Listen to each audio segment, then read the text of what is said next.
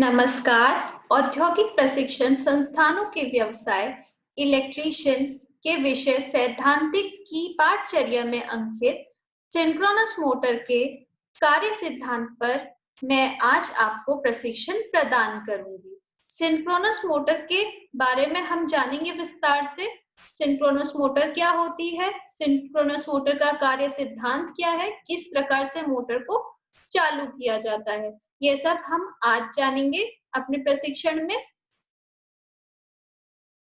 तो synchronous motor क्या है? अगर हम आम भाषा में बात करें तो सिंक्रोनस मोटर वह मोटर है जो सिंक्रोनस स्पीड पर कार्य करती है। और यदि हमें सिंक्रोनस मोटर को परिभाषित करना हो तो हम क्या कहेंगे? वह विद्युत यांत्रिकी युक्ति जो प्रत्यावर्ती धारा को यांत्रिक बल में परिवर्तित करे और निरंतर सिंक्रोनस स्पीड पर कार्य करे, वह युक्ति सिंक्रोनस मोटर कहलाती है। तो हमने आम भाषा में भी समझ लिया और इसके परिभाषित करने की भाषा में भी समझ लिया कि सिंक्रोनस मोटर है क्या। अब सिंक्रोनस मोटर में कुछ गुण होते हैं। सिंक्रोनस मोटर में क्या गुण होते हैं कि सिंक्रोनस गति पर ही कार्य करती है, अन्यथा नहीं करती। सिंक्रोनस गति हमने बहुत बार बोल दिया, तो सिंक्रोनस गति क्या है जाने। सिंक्रोनस गति वह परम स्थिर गति है जिसमें सिर्फ और सिर्फ रिलेशन किसका होगा? फ्रीक्वेंसी का, सप्लाई फ्रीक्वेंसी का और नंबर ऑफ पोल्स का। तो सप्लाई फ्रीक्वेंसी हम यदि बदले तो वह सिंक्रोनस गति बदल जाती है। तो सिंक्रोनस क्या हो रहा है? सिंक्रोनस का शाब्दिक अर्थ है तालमेल बैठाना। तो तालमेल या सामंजस्य बैठाना। सामंजस्य किससे बैठाया जा रहा है? जो हमारी सप्लाई फ्रीक्वेंसी है। तो सप्लाई फ्रीक्वेंसी पे जो डायरेक्ट डिपेंड कर रही है वो गति हमारी कहलाती है सिंक्रोनस गति। यदि सिंक्रोनस गति से कम गति हमें प्राप्त हो रही है सिंक्रोनस मोटर के केस में, तो वो मोटर चलेगी ही नहीं और अधिक में सिंक्रोनाइजेशन रहेगा नहीं तो भी नहीं चलेगी। तो सिंक्रोनस मोटर क्या है? वो सिर्फ और सिर्फ सिंक्रोनस गति पर कार्य करेगी, वरना नहीं करेगी, रुक जाएगी, बंद हो जाएगी। सिंक्रोनस मोटर जो है वो भिन्न भिन्न पावर फैक्टर पर कार्य करने में सक्षम होती है, यानी कि लैगिंग पावर फैक्टर से लेके लीडिंग पावर फैक्टर तक जितने भी पावर फैक्टर्स हैं इंक्लूडिंग यूनिटी पावर फैक्टर, वह कार्य कर सकती है। लेकिन स्पीड क्या रहेगी? सिंक्रोनस स्पीड पर पावर फैक्टर का कोई फर्क नहीं पड़ेगा। तो तीसरी चीज क्या है कि स्वचालित नहीं होती। स्वचालित नहीं होती मतलब इसमें जो स्टार्टिंग टॉर्क डेवलप होता है वो बिल्कुल शून्य डेवलप होता है, जिसके कारण ये मोटर नहीं चल पाती। अब मोटर चलाने के लिए कुछ ना कुछ युक्ति का इस्तेमाल करना पड़ेगा। तो हम क्या करते हैं? इसमें एक्साइटर लगा देते हैं। ये एक्साइटर क्या करता है? शाफ्ट को थोड़ा सा घुमाता है, स्टार्टिंग टॉर्क देता है। जैसे ही स्टार्टिंग टॉर्क इसे मिलती है तो ये सिंक्रोनस स्पीड पर मोटर कार्य करने लगती है। सिंक्रोनस मोटर की एफिशिएंसी बहुत अधिक होती है। सिंक्रोनस मोटर की एफिशिएंसी काफी ज्यादा होती है, तो इसे जनरली यूज किया जाता है आजकल। अब हम इसके बारे में जानेंगे कि इसके कंस्ट्रक्शनल फीचर्स क्या हैं। कंस्ट्रक्शन फीचर्स मतलब संरचना किस प्रकार की गई है। जैसे कि हर एक रोटेटिंग मशीन में दो भाग होते हैं, एक स्टेटर और दूसरा रोटर। तो स्टेटर क्या है? स्थिर भाग, बाहरी आवरण, वो क्या है? स्टेटर। रोटर क्या है? शाफ्ट जो घूमती है उस पर निर्मित जितने भी पार्ट्स होते हैं वो घूमते हैं, साथ साथ घूर्णीय अपने एक अक्ष पे घूमते हैं। वो अक्ष क्या होती है? शाफ्ट होती है। उस अक्ष पे घूमने वाली मशीन के पार्ट्स को हम बोलेंगे रोटर। इसमें खास बात क्या है कि इसमें स्टेटर पर आर्मेचर वाइंडिंग उपलब्ध की जाती है और फील्ड वाइंडिंग रोटर पर उपलब्ध की जाती है। इसमें स्टेटर को हम क्या करेंगे? 3 फेज एसी सप्लाई देंगे, मतलब प्रत्यावर्ती धारा किसे देंगे? आर्मेचर वाइंडिंग को। और रोटर को हम देंगे डीसी सप्लाई। हमने क्या किया? डायरेक्ट डीसी स्रोत के साथ इसको जोड़ दिया, एनर्जाइज कर दिया। अब हम देख रहे हैं इसमें एसी से एनर्जाइज हो रहा है आर्मेचर वाइंडिंग और डीसी से एनर्जाइज हो रहा है फील्ड वाइंडिंग। तो इसमें रोटर और स्टेटर दोनों अलग अलग तरीके से हमने एनर्जाइज किए हैं, इसलिए हम इसको डबली एक्साइटेड मोटर भी बोलते हैं। डबली एक्साइटेड क्यों? क्योंकि दो तरीके से एक्साइटमेंट किया जा रहा है, स्टेटर का अलग और रोटर का अलग। अब बात करते हैं कि आर्मेचर वाइंडिंग को हमने स्टेटर पर ही क्यों रखा, तो रोटर पर क्यों नहीं रखा। जो कम रेटिंग की मशीन होती है उसमें हम ये काम कर सकते हैं। हम क्या कर सकते हैं, हम स्टेटर पे फील्ड वाइंडिंग दे सकते हैं और रोटर पर आर्मेचर वाइंडिंग दे सकते हैं, किंतु इससे आउटपुट अधिक प्राप्त नहीं होता। इसलिए हमें हायर एफिशिएंसी जहां जरूरत होती है, हायर एफिशिएंसी मोटर्स पर हम क्या करते हैं, स्टेटर पर ही आर्मेचर वाइंडिंग प्रोवाइड कराएंगे और रोटर पर फील्ड वाइंडिंग ही प्रोवाइड कराई जाएगी। ऐसा करने के क्या कारण है, कारण हम जान लेते हैं। आर्मेचर वाइंडिंग का स्टेटर और फील्ड वाइंडिंग का रोटर पर होने से क्या लाभ है। सबसे पहला लाभ है एफिशिएंसी में बढ़ोतरी। एफिशिएंसी क्या है, कार्य करने की क्षमता, कार्य करने की क्षमता बढ़ जाती है। कैसे बढ़ती है, जब हम आर्मेचर वाइंडिंग पे 3 फेज सप्लाई लाइन दे रहे हैं और वो यदि रोटर पर होती तो क्या करना पड़ता, डेल्टा कनेक्शन में हमें 3 स्लिप रिंग्स की जरूरत होती और स्टार कनेक्शन पे हमें 4 स्लिप रिंग्स की जरूरत होती। अब रोटर पर फील्ड वाइंडिंग है जो कि डीसी से कनेक्टेड है, इसलिए हमें सिर्फ 2 स्लिप रिंग्स की जरूरत पड़ रही है। तो स्लिप रिंग्स के नंबर्स कम हो गए, नंबर्स कम हो गए इसका मतलब जो स्लिप रिंग में होने वाला लॉस था, जो क्षति हो रही थी वो कम हो गई और हमारी मोटर की एफिशिएंसी बढ़ गई। अब बात करें इंसुलेशन की, तो इससे क्या होता है, बेहतर इंसुलेशन प्राप्त होता है। बेहतर इंसुलेशन कैसे, कि जब आर्मेचर वाइंडिंग स्थिर होगी, स्टेशनरी होगी, तो उसमें वोल्टेज सहने की क्षमता और अधिक बढ़ जाएगी। तो अधिक वोल्टेज सह सकती है वो, तो इंसुलेशन हमें कम प्रोवाइड करना पड़ेगा। तो इंसुलेशन भी हमारा आसानी से हो गया क्योंकि स्थिर है आर्मेचर वाइंडिंग। तीसरी चीज क्या हो जाती है कि हमें कूलिंग उपयुक्त कर सकते हैं हम। कूलिंग उपयुक्त से क्या मतलब है, यदि अगर बहुत बड़ी मोटर है उसमें बहुत बड़ा पंखा लगाना पड़ेगा और वो पंखा जो है उसको प्रॉपर एयर सप्लाई देनी पड़ेगी, तो उसमें काफी आफत आती है। तो हम क्या करते हैं, सीधे सीधे फ्लेक्सिबल ट्यूब लगा देते हैं आर्मेचर के अराउंड, आर्मेचर मतलब स्टेटर के अराउंड हम क्या करते हैं, ट्यूब लगा देते हैं जिसमें पानी का प्रवाह करने से मशीन ठंडी हो जाती है और जब हमारा मशीन ठंडी हो जाती है तब हम उस फ्लेक्सिबल ट्यूब को हटा भी सकते हैं। तो कूलिंग आसानी से हो गई। फिर क्या होता है, आउटपुट अधिक मिलता है। क्यों? क्योंकि जो रोटर है उस पे एक्साइटेशन कम होने की वजह से, कम हैवी एक्साइटेशन होने की वजह से क्या होता है, वो वाइंडिंग हल्की होती है। अब वाइंडिंग हल्की होगी, रोटर पे माउंट होगी, तो शाफ्ट क्या हो जाएगी, हल्की हो जाएगी और रोटर हल्का होने के कारण उसमें अभिकेंद्रीय बल कम लगेगा। अभिकेंद्रीय बल मतलब centrifugal force. Centrifugal force mass पे डिपेंड करती है कि कितना मास है हमारी बॉडी का, तो उस पे डिपेंड कर रही है। तो वो कम हो जाएगी। जब अभिकेंद्रीय बल कम हो जाएगा तो क्या होगा, इसमें जो टॉर्क डेवलप होगी वो अधिक हो पाएगी। टॉर्क डेवलप अधिक होने से क्या होगा, शाफ्ट की स्पीड बढ़ जाएगी। जब शाफ्ट की स्पीड बढ़ गई तो हमें आउटपुट क्या है, शाफ्ट में मिलने वाला बल, हमें बल ज्यादा मिल रहा है, तो इससे क्या हो गया, हमें आउटपुट अधिक मिल रहा है। नेक्स्ट आता है दृढ़ एवं सुविधाजनक संरचना। दृढ़ संरचना कैसे, आर्मेचर वाइंडिंग स्टेशनरी होने के कारण अधिक वोल्टता और अधिक धारा सहने की क्षमता रखती है। इससे क्या होता है कि मशीन वीक नहीं पड़ती है, मशीन को एक दृढ़ संरचना मिल जाती है। सुविधा, कोई हमें आर्मेचर वाइंडिंग ठंडा करना है, स्लिप रिंग कम लगाना है, ये सब चीजें क्या है, सुविधाजनक संरचना में आती है। तो ये करने से हमें क्या हो रहा है, हमें संरचना सुविधाजनक मिल रही है। आप जाने की वर्किंग प्रिंसिपल क्या है? वर्किंग प्रिंसिपल सिंक्रोनस मोटर का, तो ये क्या है, जब भी 3 फेज सप्लाई देते हैं हम किसी स्टेटर वाइंडिंग को, 3 फेज सप्लाई जैसे ही हमने स्टेटर वाइंडिंग को दिया तो मशीन में एक आरएमएफ स्थापित हो जाता है। आरएमएफ मतलब rotating magnetic field. Rotating magnetic field को क्या बोलते हैं? घूर्ण क्षेत्र।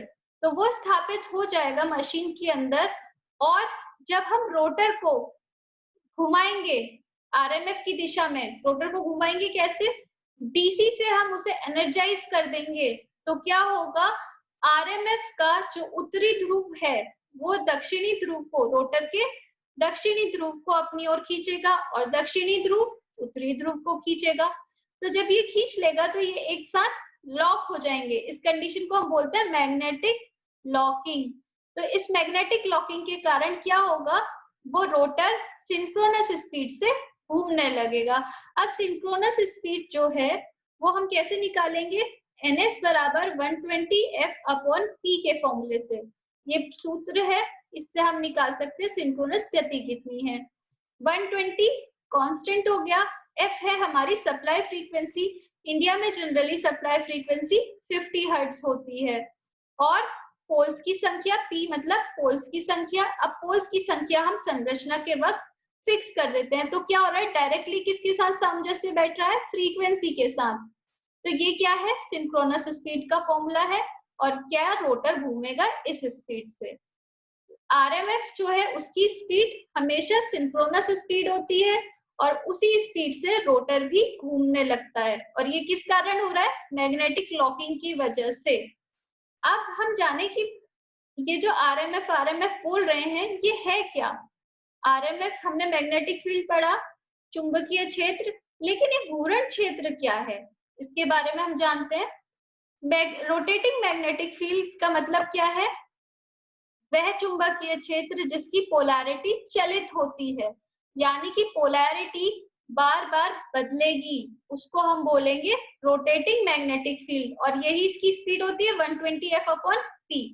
अब हम देखें कि स्टेटर पे हम 3 फेज के लिए 3 वाइंडिंग्स लगाएंगे। ये तीनों वाइंडिंग्स इलेक्ट्रिकली 120 डिग्री पर एक दूसरे से डिस्प्लेस्ड रहेगी, विस्थापित रहेगी। 120 डिग्री इलेक्ट्रिकल से मतलब क्या है, इसमें जो धारा प्रवाहित होगी, इसमें, इसमें और इसमें, तीनों में धारा प्रवाहित तो बराबर मात्रा में होगी, लेकिन इसका फेज एंगल यदि 0 डिग्री है तो इसका 120 डिग्री होगा, इसका 240 डिग्री होगा। इसका मतलब क्या है, जिस वक्त इसको मैक्सिमम अपनी वैल्यू मिलेगी, जब इसकी पीक वैल्यू आएगी, उसके 120 डिग्री के बाद इसकी पीक वैल्यू आएगी, और इसकी 120 डिग्री के बाद इसकी पीक वैल्यू आएगी। ये हमारा क्या हो जाएगा, 120 डिग्री इलेक्ट्रिकली डिस्प्लेस्ड वाइंडिंग हो गई। तो ये क्या होगा, जब धारा का मान बराबर होगा तो एक चुंबकीय क्षेत्र डेवलप हो जाता है जिसकी पोलैरिटी बार बार बदलती रहती है। उस बदलने वाली पोलैरिटी को ही हम क्या बोलते हैं? Rotating magnetic field, RMF. अब हमने, क्योंकि रोटर पर तो हमने डीसी सप्लाई दिया है, तो यहाँ पर आरएमएफ उत्पन्न नहीं होगा। यहाँ पर क्या होगा, एक नॉर्मल मैग्नेटिक फील्ड डेवलप होगा जो स्थिर है, जो यदि अगर यहाँ पे नॉर्थ पोल डेवलप हो गया तो इस तरफ साउथ पोल ही डेवलप होगा, या उल्टा भी कर सकते हैं, supply line, supply phase change कर दी तो उससे सप्लाई चेंज हो जाएगी, इधर पे साउथ डेवलप हो जाएगा, इधर नॉर्थ डेवलप हो जाएगा। तो रोटेटिंग मैग्नेटिक फील्ड का कंसेप्ट ये है कि ये फेज डिफरेंस होना चाहिए, सेम करंट आना चाहिए, तो एक मैग्नेटिक फील्ड उत्पन्न होगा जो बार बार अपनी पोलैरिटी बदलेगा, और उसी को बोलेंगे रोटेटिंग मैग्नेटिक फील्ड। अब जाने कि हम रोटेटिंग मैग्नेटिक फील्ड का इस्तेमाल कर कैसे रहे हैं। देखिए, ये देखिए, ये है प्रत्यावर्ती धारा। प्रत्यावर्ती धारा का क्या गुण है, ये एक साइकिल में 2 दिशा कवर कर लेती है। ये पॉजिटिव डायरेक्शन हो गई, ये नेगेटिव डायरेक्शन हो गई। और इंडिया में हम जनरली बात करें तो फ्रीक्वेंसी कितनी है, 50 हर्ट्ज। इसका मतलब 50 हर्ट्ज का मतलब क्या है कि 1 सेकंड में 50 साइकिल कंप्लीट होंगी, 50 बार पॉजिटिव और 50 बार नेगेटिव आएगा। तो ये क्या है, ये फ्रीक्वेंसी ऑल्टरनेटिंग करंट की खूबी है। अब क्या हो रहा है, हम क्योंकि ऑल्टरनेटिंग करंट प्रोवाइड कर रहे हैं किसको, आर्मेचर वाइंडिंग को, तो आर्मेचर वाइंडिंग में क्या होगा, एक आरएमएफ उत्पन्न होगा किधर, ये इन दोनों के एयर गैप पे। एयर गैप में जो रोटेटिंग मैग्नेटिक फील्ड उत्पन्न होगा वो क्या करेगा, बार बार पोलैरिटी बदलेगा। एक बार साउथ आ गया फर्स्ट हाफ में, तो दूसरे हाफ में यहाँ पर नॉर्थ डेवलप होगा। और रोटर को तो हम कांस्टेंट डीसी सप्लाई दे ही रहे हैं, तो यहाँ पर साउथ डेवलप हो गया और यहाँ पर नॉर्थ डेवलप हो गया। देखो दोनों कंडीशन पे यही हो रहा है। अगर हम तार की दिशा बदल दें, आपस में तार बदल दें, तो क्या होगा, यहाँ नॉर्थ और यहाँ साउथ होगा और दोनों कंडीशन में सेम ही बनेगा। तो क्या है, जब भी ये साउथ और साउथ आमने सामने आएंगे, तो साउथ और साउथ आमने सामने आने की वजह से क्या होगा, इन दोनों में विकर्षण हो जाएगा, है ना। ये दोनों एक दूसरे को धकेलने की कोशिश करेंगे। अब यदि ये दोनों पोल अलग अलग बन रहे हैं तो क्या होगा, दोनों की घूमने की दिशा सेम हो जाएगी। अब एक टॉर्क इस तरफ डेवलप हो रही है, एक टॉर्क इस तरफ डेवलप हो रही है। एक सेकंड के अंदर 50 बार इधर और 50 बार उधर होने की कोशिश होगा, तो ये अपनी ही स्थान पर हिलने लगेगी। लेकिन हम बात करें, हमने बोला मैग्नेटिक लॉकिंग हो जाती है, तो इसका मतलब क्या है, इधर पर ये घूम जाना चाहिए था, नहीं घूमता। क्यों, क्योंकि टॉर्क एक दूसरे को कैंसिल आउट कर देती है। और साथ में एक प्रॉपर्टी और है जिसे बोलते हैं इनर्शिया। रोटर के अंदर पहले से एक इनर्शिया मौजूद होता है। यहाँ रोटर में क्या होगा, एक इनर्शिया मौजूद होगा। इस इनर्शिया से क्या होगा, न्यूटन का पहला लॉ क्या कहता है कि कोई भी वस्तु यदि स्थिर है तो वो स्थिर ही रहेगी, और यदि चल रही है, चलित है, तो वो चलित ही रहेगी जब तक बाहरी फोर्स ना अप्लाई की जाए। तो क्या है, इसमें पहले से एक इनर्शिया है। वो इनर्शिया क्या करेगा, इस रोटर को घूमने ही नहीं देगा। जैसे ये हो जाता, ये इसको अपनी तरफ खींचता या इसको इसकी तरफ धकेलता, तो ये घूमता रोटर, लेकिन ये अपने स्थान से मतलब अपने स्थान को बदल नहीं सकता। क्यों, क्योंकि इसमें एक इनर्शिया मौजूद है। इनर्शिया क्या कहता है कि ये रुका है, रुका ही रहेगा। तो इसलिए क्या करना पड़ता है, हमें एक्सटर्नली कुछ चीजें प्रोवाइड करनी पड़ती हैं। एक्सटर्नली जब कोई चीज प्रोवाइड करेंगे तो क्या होगा, तो फिर ये इसको एक स्टार्टिंग टॉर्क मिल जाएगी। जैसी स्टार्टिंग टॉर्क मिली, ये घूमने लगेगा। अब हम देखें, हमने बोला कि मैग्नेटिक लॉकिंग हो जाती है जब ये दोनों पोल आमने सामने आते हैं, उल्टे, मतलब एक दूसरे से विपरीत। क्योंकि हमने पढ़ा है, मैग्नेटिक फील्ड का लॉ है कि विपरीत जो पोल होते हैं, मैग्नेटिक पोल, वो एक दूसरे की ओर आकर्षित होते हैं, और यदि सेम होते हैं तो वो एक दूसरे को विकर्षित करते हैं। तो यहाँ पर क्या हुआ, जैसे ही साउथ नॉर्थ के सामने आया, नॉर्थ साउथ के सामने आया, तो ये इस तरह से एक दूसरे को लॉक कर लेगा। और जैसे ही लॉक कर लेगा, रोटर भी घूमने लगेगा, किससे, सिंक्रोनस स्पीड से। तो हम जाने मैग्नेटिक लॉकिंग क्या है। मैग्नेटिक लॉकिंग ये है कि यदि एक इलेक्ट्रोमैग्नेट को आरएमएफ रखा जाए तो वह आरएमएफ के साथ लॉक हो जाता है और उसी की दिशा में घूर्णन करने लगता है। तो जो हमारा आर्मेचर वाइंडिंग थी वो क्या डेवलप कर रही थी, आरएमएफ डेवलप कर रही थी। और जो फील्ड वाइंडिंग थी वो एक परमानेंट इलेक्ट्रोमैग्नेट की तरह कार्य कर रही थी। तो हमने क्या किया, जैसे ही इलेक्ट्रोमैग्नेट को आरएमएफ में रखा, इंटरलॉकिंग हुई, तो रोटर घूमने लगेगा, किससे, एक सिंक्रोनस स्पीड से। अब हमने क्योंकि जाना है कि सेल्फ स्टार्टिंग नहीं है ना, तो सिंक्रोनस मोटर सेल्फ स्टार्टिंग नहीं है, तो हमें क्या करना पड़ेगा, उसे स्टार्ट करने के कुछ मेथड्स यूज करने पड़ेंगे। ये जो मेथड्स हैं एक्साइटेशन के, वो हम पढ़ेंगे विस्तार से। जैसे कि पोनी मोटर का इस्तेमाल करना, एक पोनी मोटर इस्तेमाल करेंगे, इंडक्शन मोटर, छोटी इंडक्शन मोटर को पोनी मोटर कहते हैं, उसका इस्तेमाल करेंगे। दूसरा, डैम्पर वाइंडिंग का इस्तेमाल करेंगे। डैम्पर वाइंडिंग हम क्या करते हैं, रोटर में ही कुछ बदलाव कर देते हैं, रोटर की जो संरचना है उसी में कुछ बदलाव कर देते हैं और डैम्पर वाइंडिंग्स बना देते हैं। और तीसरा सिंक्रोनाइजेशन कर देते हैं, किसकी तरह, जैसे हम ऑल्टरनेटर का सिंक्रोनाइजेशन करते थे पैरेलल में चलाने के लिए, उसी तरीके से हम सिंक्रोनस मोटर का भी सिंक्रोनाइजेशन कर देंगे। आइए विस्तार से जाने पोनी मोटर का इस्तेमाल, यूजिंग पोनी मोटर।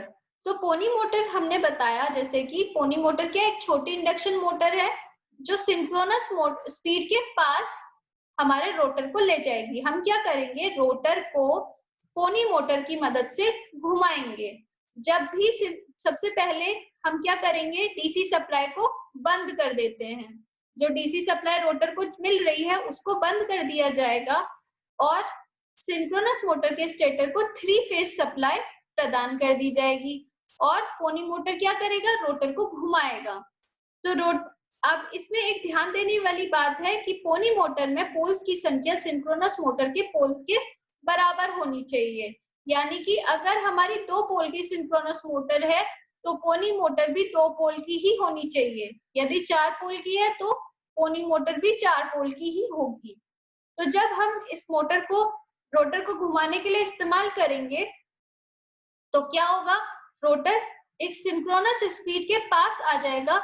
जैसे ही सिंक्रोनस स्पीड के पास होगा तो हम डीसी सप्लाई ऑन कर देंगे, किससे, एक स्विच की मदद से, रोटेटरी स्विच की मदद से क्या करेंगे, डीसी सप्लाई ऑन हो जाएगा और पोनी मोटर का सप्लाई बंद हो जाएगा, पोनी मोटर का कनेक्शन हट जाएगा। फिर क्या होगा, ये सिंक्रोनस स्पीड प्राप्त कर लेगी और जैसे ही सिंक्रोनस स्पीड प्राप्त कर लेगी तो ये घूमने लग जाएगी। तो क्या हो गया, हमारा मोटर चल गया, हमने एक्साइटेशन यूज किया और फिर पोनी मोटर को हटा दिया। उसके बाद दूसरा तरीका है डैम्पर वाइंडिंग का इस्तेमाल करना। डैम्पर वाइंडिंग के इस्तेमाल से क्या तात्पर्य है, हमने बताया था भी कि हम पोल्स की संरचना में ही बदलाव कर देते हैं। पोल्स की संरचना में बदलाव करने से क्या मतलब है कि हमने पोल्स पर छेद बनाए, इन छेद में कॉपर की पत्तियां डाली, मोटी मोटी पत्तियां, ठीक है, रॉड्स डाल दी। जब हमने रॉड्स डाल दी और इसे कॉपर की मदद से, कॉपर रिंग की मदद से ही शॉर्ट कर दिया, तो क्या हो गया, एक आरएमएफ के बीच में शॉर्ट सर्किटेड कंपाउंड, एक कंडक्टर आ गया और शॉर्ट सर्किटेड कंडक्टर यदि धारा प्रवाहित हो उसमें तो एक टॉर्क डेवलप करता है। इंडक्शन मोटर का कार्य सिद्धांत है ये एक इंडक्शन मोटर की तरह कार्य करने लगती है। अब इंडक्शन मोटर की तरह कार्य करने के बाद क्या होता है कि इंडक्शन मोटर की तरह कार्य करती है तो ये एक सिंक्रोनस स्पीड के आसपास आ जाती है। जैसे ये सिंक्रोनस स्पीड के आसपास आई वैसे ही ये सप्लाई, इसको डीसी सप्लाई प्राप्त होने लगेगी। अब डीसी सप्लाई प्राप्त होने की वजह से क्या होगा, ये घूमने लगेगी। तो डैम्पर वाइंडिंग ने क्या किया, जो ऑसिलेशंस हो रहे थे बार बार इधर और उधर टॉर्क के, उस ऑसिलेशंस को कम कर दिया, डैम्प आउट कर दिया। जैसे इसने डैम्प आउट किया तो हमारी मशीन चलने लगी, इसमें सिंक्रोनस स्पीड में। अगला तरीका है सिंक्रोनाइजेशन करना। हमने बताया सिंक्रोनाइजेशन कैसे करना है, जैसे ऑल्टरनेटर को हम सिंक्रोनाइज कर देते पैरेलल चलाने के लिए, तो हम क्या करेंगे, सिंक्रोनस मोटर को जिसकी सिंक्रोनाइजेशन करनी है उस मोटर को ऑल्टरनेटर की तरह कार्य कराएंगे और मेन सप्लाई बस द्वारा प्राप्त करेगा ये मोटर और ये सिंक्रोनाइज हो जाएगा। सिंक्रोनाइजेशन होने के बाद प्राइम मूवर को हटा दिया जाएगा और अब मोटर सिंक्रोनस स्पीड पर कार्य करती रहेगी और इस तरीके से हमारी मशीन चलने लगी। अब हम जान लेते हैं सारांश, समरी ले लेते हैं, हमने क्या क्या पढ़ा। हमने पढ़ा सिंक्रोनस मोटर की संरचना किस प्रकार की जाती है, वो क्या है, क्या क्या उसकी खूबियां हैं, स्टेटर रोटर में कैसे आर्मेचर वाइंडिंग और फील्ड वाइंडिंग लगाई गई है। उसके बाद हमने जाना कि सिंक्रोनस मोटर का कार्य सिद्धांत क्या है, मैग्नेटिक लॉकिंग के बारे में जाना, आरएमएफ क्या होता है इसके बारे में जाना और सिंक्रोनस मोटर को चलाने की विधि हमने जानी। हमने 3 विधि जानी, पोनी मोटर का इस्तेमाल, डैम्पर वाइंडिंग का इस्तेमाल और सिंक्रोनाइजेशन विधि। ये मैंने जो मटेरियल कलेक्ट किया है वो किया है, हमारे सोर्सेस बता रहे हैं कि हमने PL Thareja basic electrical engineering book से थोड़ा सा मैटर देखा है थोड़ा मैटर हमने आपकी ट्रेड में लगी हुई किताब electrician trade theory by Mehta and Gupta से देखा है। पिक्चर्स गूगल से कलेक्ट की गई हैं, www.bharatskill.gov.in और nimilearningonline.com से आप अधिक जानकारी के लिए किसी असाइनमेंट के लिए कंसल्ट कर सकते हैं। हर एक चैप्टर के असाइनमेंट्स आपको अवेलेबल होंगे। मैंने आज आपको सिंक्रोनस मोटर के कार्य सिद्धांत पर प्रशिक्षण प्रदान किया। आशा करती हूँ कि आपको यह प्रशिक्षण भविष्य में काम आएगा। धन्यवाद।